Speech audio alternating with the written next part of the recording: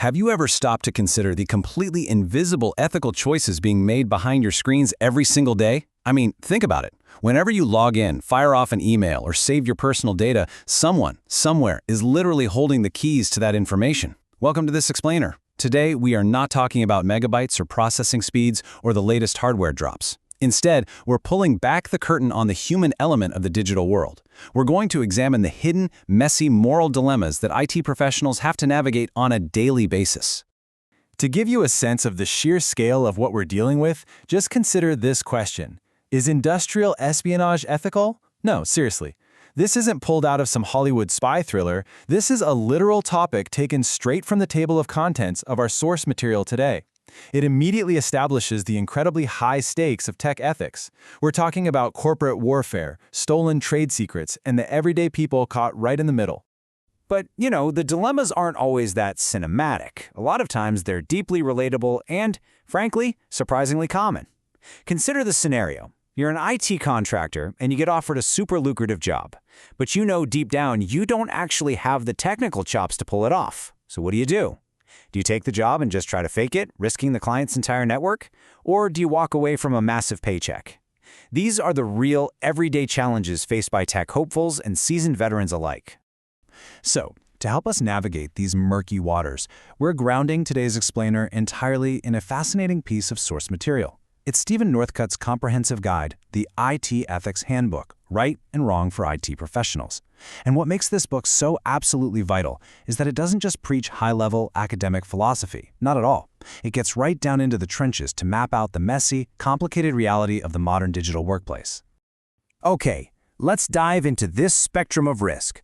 We'll be looking at the IT ethics landscape, everyday office temptations, guardians of the network, code, databases and shortcuts, audits and vulnerability disclosure, and finally, the ultimate IT responsibility. Section 1. The IT Ethics Landscape. It is not just about routing cables, configuring firewalls, or writing lines of code. It is fundamentally about constant, relentless moral choices. You see, technology moves so much faster than the law, which means IT workers are frequently the only line of defense between right and wrong. Just listen to this incredibly candid quote from the author. Quote, "In business, it is so easy to take the most expedient path. We have an incredible capacity to delude ourselves." End quote. Honestly, that hits the nail on the head. When a server completely crashes at 2 a.m. or a massive deadline is looming, the temptation to take the easy way out instead of the right way is, well, it's massive. Self-delusion is literally the first enemy of digital security. Section 2. Everyday Office Temptations. So we're dealing here with what the handbook calls brother's keeper and end-user dilemmas. We're talking about sleeping during meetings, clicking through endless pop-up ads, job searching using the company internet, accidentally or maybe purposefully viewing questionable material on a work device, or even stumbling across a file that shows your coworker makes significantly more money than you do. On the surface, these might seem like harmless, mundane office dramas. But, as our source material points out, these everyday temptations form a really dangerous, slippery slope. Think about it. If an employee can justify bending the rules on company internet usage, where do they draw the line when it comes to protecting sensitive client data? Section 3. Guardians of the Network. And that slippery slope brings us to the overarching motif of this entire explainer. Who watches the watchers? As we escalate from regular end users up to system administrators, we are dealing with individuals who hold immense, almost unchecked power over a company's digital life. Which brings up a chilling question. Spying on employees? Is it ever acceptable? Look, a system admin basically acts as a digital god. They have the technical capability to read your emails, see your entire web history, and even monitor your keystrokes. So what actually happens when management asks them to quietly monitor a specific employee without that person's knowledge? It highlights a massive tension between a company's desire for ironclad network security and an individual employee's fundamental right to privacy. And this brilliantly illustrates how the ethical burden shifts drastically depending on your exact job title. Different roles have entirely different temptations. A system administrator might be really tempted to secretly alter server logs to cover up a mistake they made. A programmer, on the other hand, might be tempted to leave weak code or skip automated testing altogether just to hit a tight shipping deadline.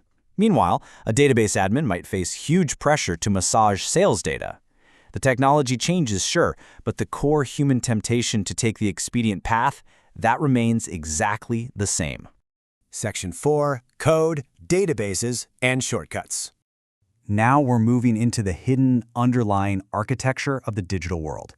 This is the domain of the builders, where a single shortcut taken in complete isolation can eventually compromise an entire global system. Take a practice like this one, omitting code comments for job security. For those who might not know, comments are just plain text notes that developers leave inside their code so that other humans can understand how the program actually works. But there's this surprisingly common, highly unethical practice where a developer will intentionally write impossibly complex code and absolutely refuse to leave comments. Why? Because if literally no one else can understand the code, the company can never fire them. They make themselves artificially indispensable, but it's completely at the cost of the project's health. Wild, right? Over in the database world, the pressures are just as intense. Database administrators often find themselves caught in a major tug of war. On one side, you have executives and marketing teams demanding that data be massaged, or let's be real, fudged, to make quarterly sales look way better than they actually are. But on the other side is the DBA's absolute ethical duty to provide accurate, unvarnished trend analysis. When your boss is breathing down your neck telling you to make the numbers look good, but the math says something entirely different, your ethics are truly put to the test. Section 5. Audits and Vulnerability Disclosure. Here is where we escalate the stakes to the macro level.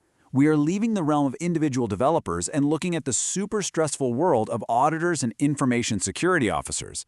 These are the folks who handle systemic, company-wide, and sometimes even industry-wide failures. One of the most fascinating dilemmas in the source material is the fierce debate over vulnerability disclosure. Just imagine you find a critical flaw in a piece of software used by millions of people. Do you practice full disclosure, meaning telling the public immediately so that users can demand a fix?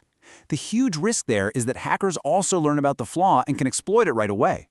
Or do you practice limited disclosure, quietly telling only the software developers and defenders? But the risk there is that the company might just ignore you to save a few bucks, leaving millions of people secretly vulnerable. It's a massive debate with really compelling arguments on both sides and absolutely no easy answers. Auditors also frequently find themselves trapped between a rock and a hard place when it comes to company policy versus legal requirements. Imagine an auditor discovers a massive compliance failure within their own company. Company policy firmly dictates that this stays internal to protect the stock price, but the law might explicitly require that this specific type of data breach be turned over to the government. That auditor is left in a terrible position. Do they break company policy and risk losing their job, or do they break the law and risk actually going to jail? Let's try an exercise. Place yourself in the shoes of an information security officer for a moment. You are staring down a massive distributed denial of service attack. Your company's website is completely offline and it's costing millions of dollars an hour. Then the hackers send a message, pay a ransom and we'll stop the attack. So do you pay the hacktortionists? Funding criminals is generally seen as deeply unethical, of course. But if paying them is literally the only way to save your company from total bankruptcy, does it suddenly become a justifiable business decision? Section 6. The Ultimate IT Responsibility. So, we've seen how everyday temptations can scale all the way up to massive corporate crises. Now we have to look at the ultimate consequences of these actions and the sheer weight of responsibility that rests on the shoulders of the IT field as a whole. Consider this incredibly provocative quote drawn straight from the InfoSec chapter of the handbook. Hacking for business warfare. Is it just a part of business?